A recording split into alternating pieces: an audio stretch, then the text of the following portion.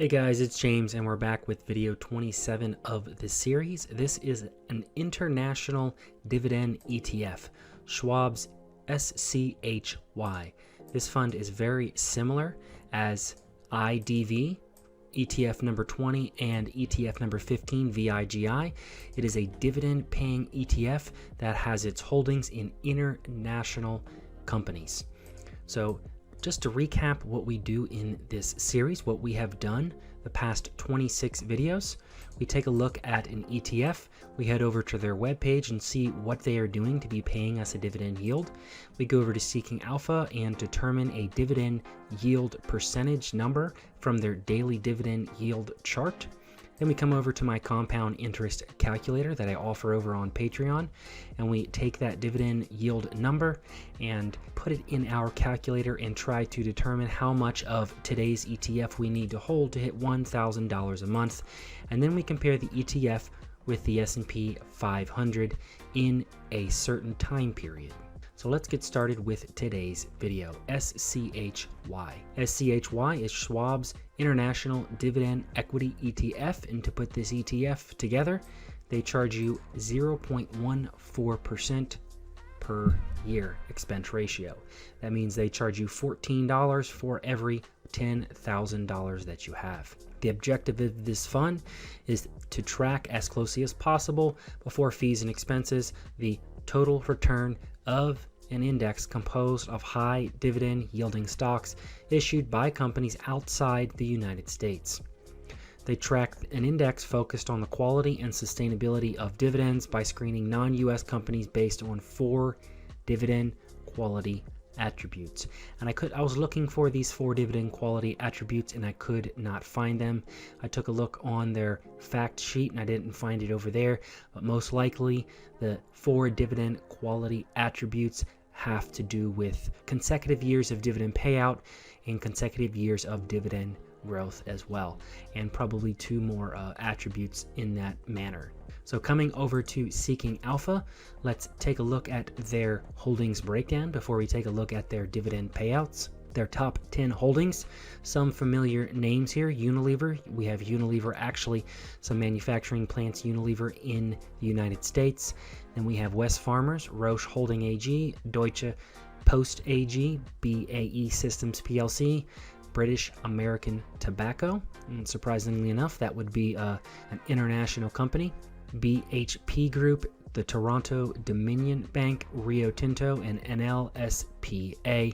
Total number of holdings is 132. Coming over to the daily dividend yield chart. And first, right off the bat, we can see that this fund has not been paying a dividend for very long, but they do have a 12-month trailing yield of about 2.9%. So let's take a look at what their dividend payouts have been over the past over the course of the fund history. And you can see they started paying out right around June of 2021, so we do have at least a year and 3 months under our belt. And taking a look at their dividend payouts, it looks like they had a small payout at the beginning of the inception of the fund, and then over the course of the year they paid out 2 dividends, or it looks like in December they actually paid 2 dividends in December, but if you combine that as one and take the 12-month trailing yield, you're sitting around 3% dividend yield.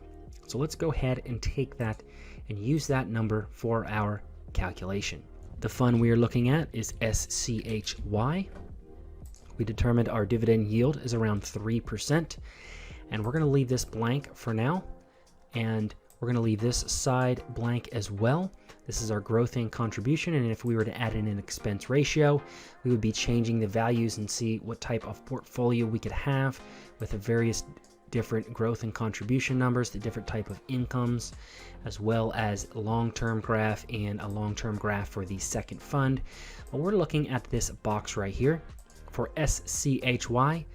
For $1,000 in monthly dividends, you would need $400,000 of SCHY. For $100 in monthly dividends, you would need $40,000, and for $5,000 a month, you would need $2 million of SCHY. Let's go ahead and compare SCHY with SPY over on portfolio visualizer. So in this scenario here, we have SCHY. The fund inception date was around April of 2021. So that's as far back as this graph goes.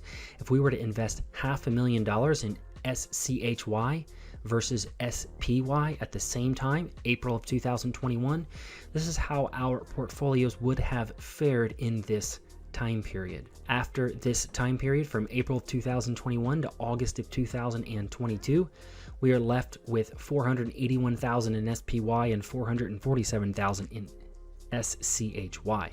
So that would give us a cumulative annual growth rate of -8% for SCHY and -2.7% for SPY. Now that is with dividends reinvested. Let's take a look at what it would look like without dividends reinvested. If you, say, retired in April of 2021, you had $500,000 in SCHY.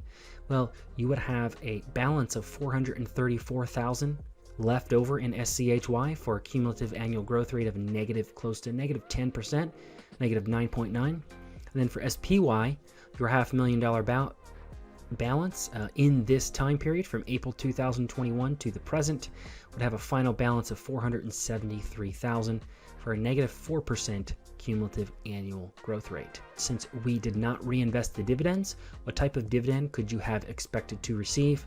Well, SCHY would have paid you $9,000 compared to SPY paying you $5,300 in 2021, and so far year to date in 2022 you're looking at $4,700 for SCHY and $3,500 for SPY.